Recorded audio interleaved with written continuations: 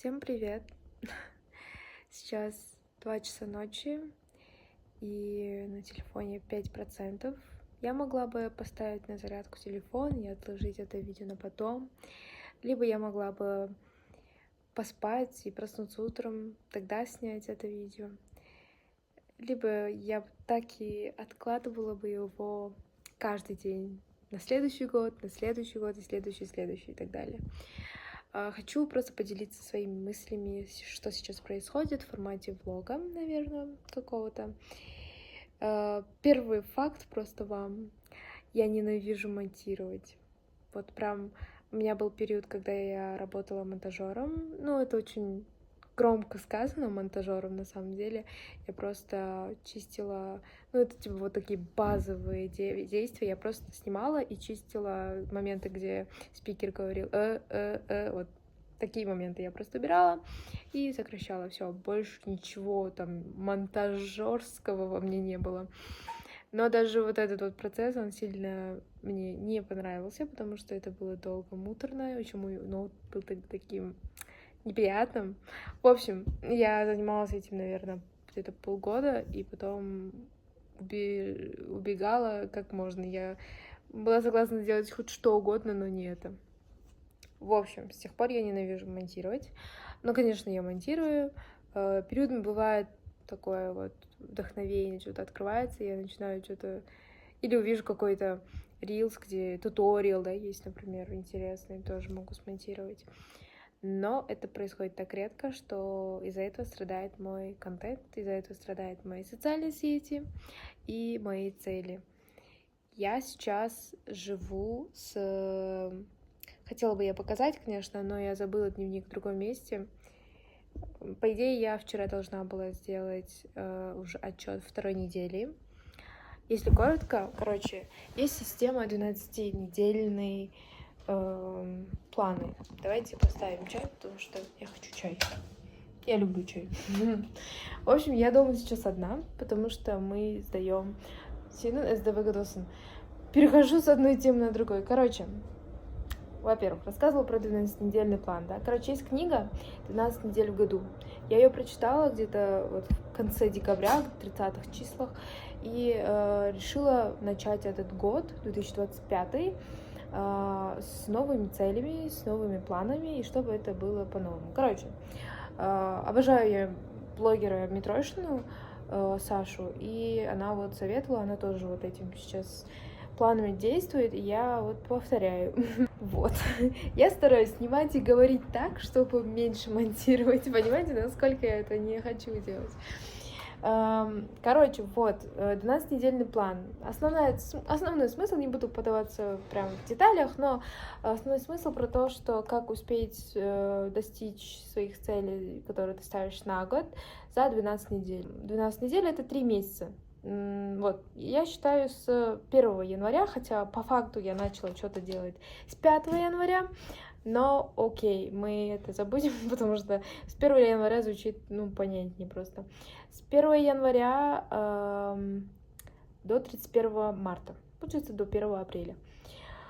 Вот, я прописала все цели, которые я хотела бы сделать за год, но я прописала это так, чтобы за 12 недель, и там система такая, что каждая неделя равна месяцу, и в конце каждой недели ты оцениваешь каждое действие, планы, задачи, которые ты себе ставила, что ты выполнила, что ты не выполнила, почему и так далее. И вот процентном соотношении, и это очень сильно показывает... Вот сложно же оценить себя, да? Вот я каждый день пишу какие-то задачи на день, типа, я сегодня должна сделать то-то. И это каждый день происходит, на самом деле. Но я не даюсь оценки. То есть я говорю себе, типа, ой, много галочек, нормальный день, хороший день. Еще какой-то день проходит и так далее. Там бывает, конечно, дни, когда ты не успеваешь делать все задачи, окей. Но я никогда не писала и не смотрела на это все в процентном соотношении. А в этой книге говорится как раз про это. Про то, что нужно уметь дать себе оценку. В общем, первая неделя у меня была 58%. по всем задачам. Грустно, конечно. На второй неделе я еще не считала, но просто вот так думаю, не хочу считать, честно говоря. Ну, чтобы считать, мне нужен этот дневник, потому что как раз там все галочки, все задачи написаны. И там также есть трекер привычек, который я веду. И уже не веду 2 дня, потому что я оставила этот дневник. Так грустно, на самом деле. Ну ладно. Ну ладно. В итоге, что я хотела сказать? Что отчет еще не сделала, но мне кажется, там выйдет очень мало. Даже меньше 40%, может даже 30%.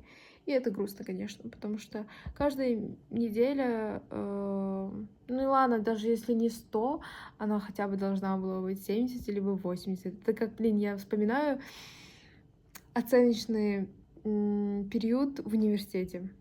Я закончила год назад универ, и я толком таки не привыкла, конечно, к его каким-то моментам. Знаете, это не как школа 11 лет, это же 4 года всего лишь, и то из них сколько? 3 года были онлайн, поэтому для меня прям такой студенческой жизни не было, наверное. Но просто я вспомнила, потому что вот эта идея, 80%, 70%, 100% вот так ставили нам оценки. У меня часто было 90, либо 70, ну даже 30 было, по идее. Ну вот, такие дела. В целом, вчера я была дома у родителей и наткнулась, я вот как раз забыла же дневник. Хотела взять любой другой дневник, где есть пустые листы, и написать свои мысли, короче. И наткнулась, и начала читать просто рандомно какие-то страницы из старых книжек, ну, дневников моих. И нашла, что... Короче, я нашла там свои цели. Цели где-то вот... Я смотрела, какой это год был, не помню. Но я смотрела там где-то 7 лет назад. Ну, то есть я дневники веду с школьного времени. По сути, ну, как бы с 19-го года, наверное, если не раньше. Ну, может, 18-го. Ну, конечно, мне кажется, сложно будет найти это все. Но с 19-го года точно я помню, что есть записи. Я там пишу как раз про свои цели, про свои хотелки, про какие-то мои тараканы в голове. Короче, в итоге я это все читаю, и я понимаю, что там есть цель про YouTube. Там есть цель про YouTube, про то, что я все еще хочу вести, про то, что надеюсь, когда-нибудь я за это возьмусь и так далее. И эти строчки повторялись. Я уверена, что я не открывала, конечно, но я уверена, что это есть в каждом моем дневнике, где есть какая-то частичка этих желаний. Я не знаю, с чем это связано. Я сейчас вспоминаю, с чего это может быть начало, откуда, когда это было вот в школе, в садике, где это все началось. В далеком 2012 или 2014 году, когда YouTube только начал форситься или как-то, не знаю, ну, каждый второй не смотрел тогда YouTube, я вам скажу точно.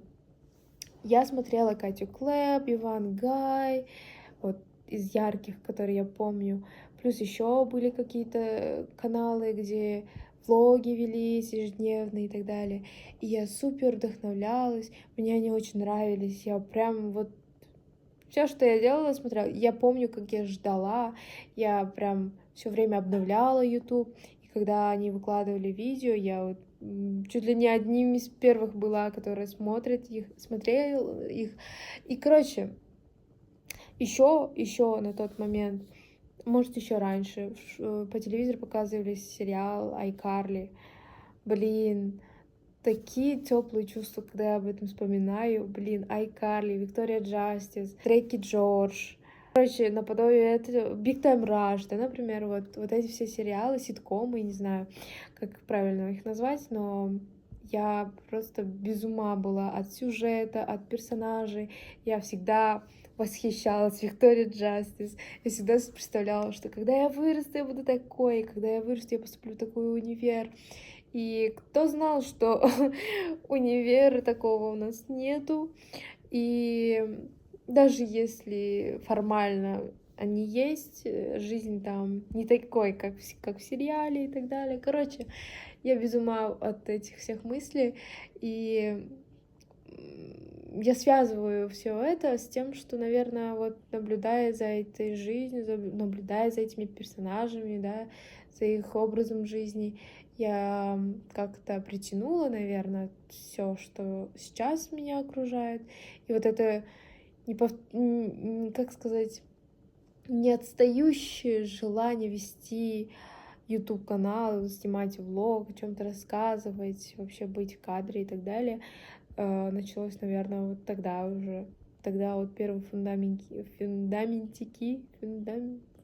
кирпичики, короче, ложились на мне. И это интересно рассуждать, очень интересно рассуждать. Я без ума от мысли. Я благодарна, давайте начнем так. Я благодарна каждой книге, каждому видео, каждому блогеру, каждому тексту, который заставляет меня чувствовать полноценно и дает вот это, знаете, вот прилив сил. Вот. Я в каком-то плане, я пытаюсь. Мне, короче, в какой-то момент Инстаграм стал неинтересен. Не то, что мне интересен, как бы мне он как будто стал не душно там, реально. Так получилось, что у меня на странице много классных подписчиков, честное слово, классных друзей, знакомых, даже очень влиятельных, крутых людей. Но я чувствую не в своей тарелке, короче. На своей странице я чувствую себя не в своей тарелке, и мне вот не хватает. Я слишком много задаюсь вопросами, когда хочу чем-то поделиться, либо слишком много у меня тревоги, либо же каких-то лишних зажимов. Очень много моментов было, когда мои руки тянулись к телефону и хотела я чем-то поделиться. Я начала задумываться, а стоит, а мне надо, может... Я всячески пыталась смягчить углы. Я избегаю каких-то негативной информации, потому что есть паблики, есть специальные, не знаю, не то, что специальные, а просто есть конкретные, да, люди, которые умеют такое доносить, которые, наверное, ну вот, они чувствуют такой импульс, да. Я к тому, что я в какой-то момент стала сильно переживать над тем, правильно ли я рассуждаю, говорю ли я проверенные факты, стоит ли мне об этом говорить, достойна ли я этого. Вообще, типа, просто я в какой-то момент стала бояться оценки окружающих, тем более представляя эту оценку окружающих как не я, то есть супер близких людей. И раньше, когда такое я начала уже вот чувствовать, я перестала смотреть, знаете, вот в сторисах же есть, вверх поднимаешь, и там можно посмотреть, кто смотрит твои сторис. Вот этот список я никогда не открывала, вот буду честно говорить. Возможно, были пару раз, когда мне кто-то что-то спрашивал, вот это смотрит там и так далее, мы искали, окей. Но в обычной жизни, когда я выкладываю сторис, я не смотрю, не открываю вообще эту часть. Почему? Потому что я начинаю загоняться. А почему этот лайкнул? А почему этот посмотрел? А почему этот смотрит и не отвечает мне на WhatsApp, да, например, и так далее. Короче, я не люблю такие лишние заморочки. Я стараюсь относиться к Инстаграму как дополнительная платформа. Просто это твой инструмент один из, который иногда очень сильно мне помогает в финансах, также помогает мне там найти нужных людей и так далее. Это супер классно, круто. Был период, когда я сильно была мотивирована вести его как блогер. До сих пор она есть, конечно. Я в поиске. Я в поиске своего почерка, я в поиске какого-то своего голоса, наверное, в инсте. И часто в последнее время у меня есть мысли открыть новую страницу, что, конечно, неправильно, я это полностью осознаю. Лучше страницу можно опустошить и заново начать, если сильно хочешь, да. Но тоже в этом плане я всегда, когда кто-то так говорил, я говорила, нет, не надо, зачем.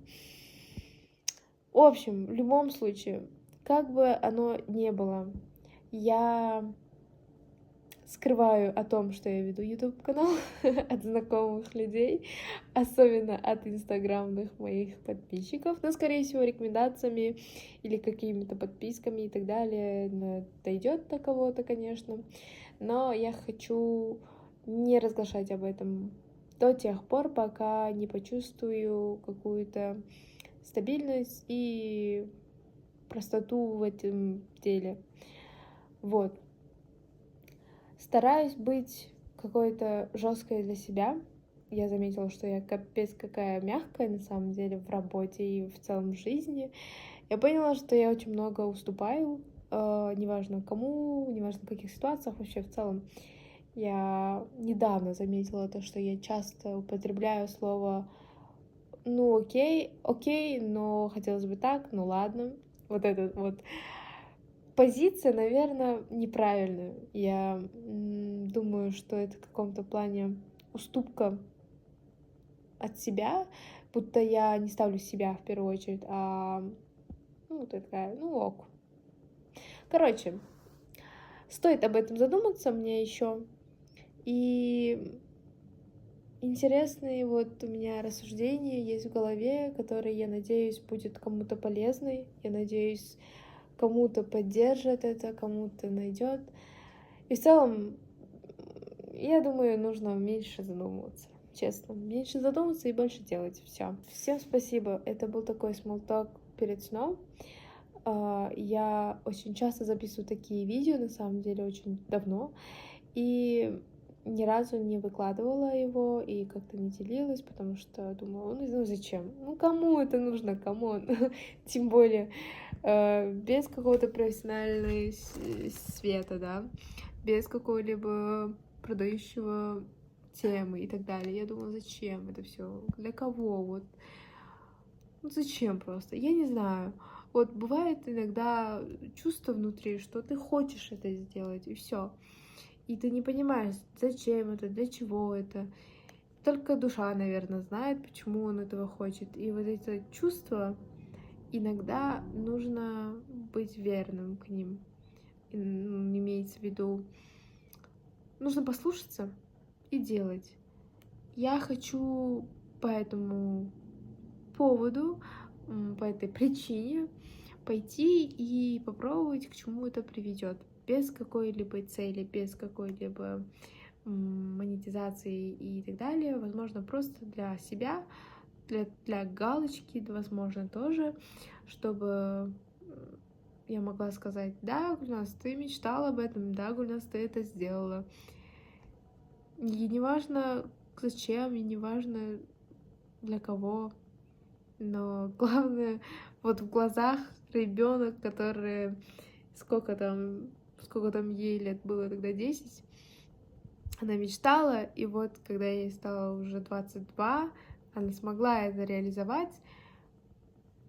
Молодец. Просто это доказательство тех твоих желаний, реализованные в реальную жизнь. Вот и все. Я надеюсь, что... Не надеюсь, в принципе. Почему надеяться? Все. Спасибо большое, что были со мной. Я пошла спать.